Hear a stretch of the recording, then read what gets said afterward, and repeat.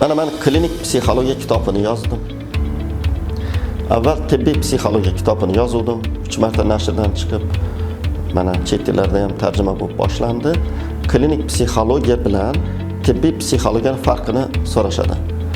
Qarang, klinik psixologiya va tibbiy psixologiyaning o'xshash tomoni shundan iboratki, klinik psixolog ham, tibbiy psixolog ham psixodiagnostika va psixoterapiya bilan shug'ullanadi. Ko'rdingizmi o'xshash tomoni?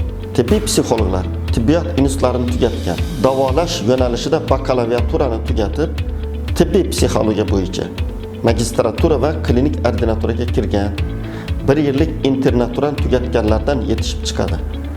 Demak, tibbiy psixologlar aslida psixologiya ilmiga ega bo'lgan vrachlar. Bular tibbiyot xodimi. Klinik psixologlar sog'liqni saqlash tizimi uchun maxsus tayyorlangan umumiy psixologlar. Oddiy so'z bilan aytganda, 4 yillik umumiy psixologiya bo'yicha bakalaviaturani tugatadi-da, tibbiyot institutlarida 2 yillik magistraturani o'tib, keyin ular sog'liqni saqlash tizimida ishlash huquqiga ega bo'lgan diplom olishadi. Ko'rdingizmi?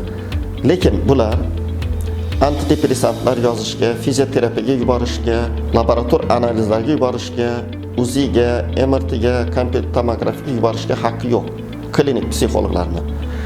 Tibbiy psixologlarning haqqi bor, chunki ular tibbiyot yo'nalishini tugatib, keyin tibbiy psixologiya bo'yicha maxsus klinik ordinatura, internatura va magistratura bo'yicha tayyorlangan mutaxassis.